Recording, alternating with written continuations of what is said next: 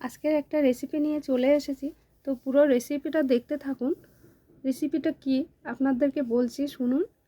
কুচু চিংড়ির চপ বানাচ্ছি আজকে। তো কুচু চিংড়িটা ভালো করে ধুয়ে পরিষ্কার করে জল ঝরিয়ে নিয়েছি একটা ছাকনার মধ্যে।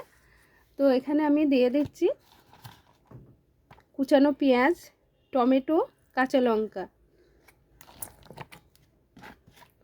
এখানে আমি দিয়ে দিচ্ছি পরিমাণ মতন নুন,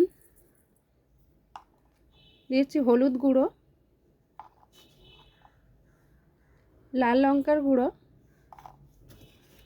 এখানে দিয়ে দিচ্ছে রসুন আদা বাটা 1 চামচ, এখানে দিয়ে দিচ্ছি ধনিয়া পাতা কুচানো, এখানে দিয়ে দিচ্ছি সামান্য সাদা তেল, এটা মুচমুচা হওয়ার জন্য।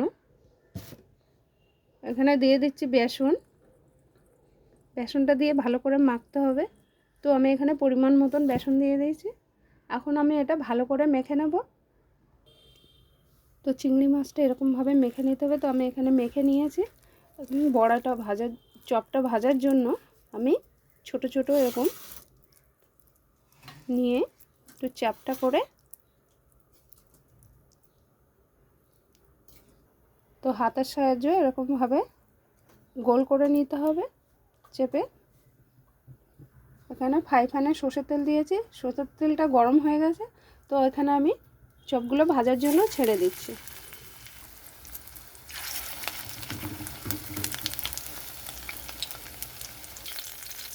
তো প্রত্যেকটা এরকম হাতের সাহায্যে এরকম চেপে চেপে গোল করে তেলের মধ্যে ভাজতে দিয়ে দিয়েছি এক এক করে। ভাজাটা হচ্ছে,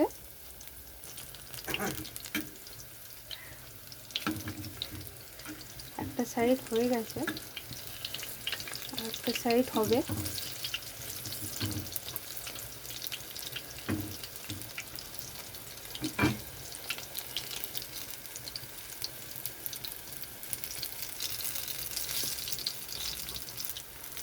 তো গ্যাসটা কমিয়ে ভাজতে হবে, তা না হলে ভিতরে নরম থাকবে।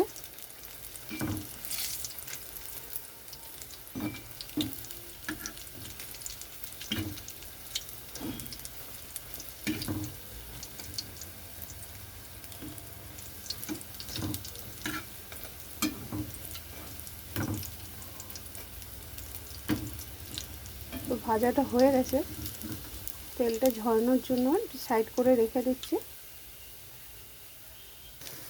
প্রত্যেকটা এরকমভাবে ভেজে নিতে হবে। তো চপ ভাজা হয়ে গেছে, দেখুন এরকমভাবে প্লেটে একটা ন্যাপকিন দেবেন, তেলটা টেনে নেবে। তো ভাজাটা এরকম দেখতে কিন্তু ভালো লাগছে, খেতেও খুব টেস্টি হয়। তো বাড়িতে বানাবেন, বানিয়ে খেয়ে দেখবেন। লাইক কমেন্ট শেয়ার করবেন আর চ্যানেলটাকে সাবস্ক্রাইব করবেন। গরম গরম ভাত আর ডালের সঙ্গে খেতে কিন্তু ভালোই লাগবে।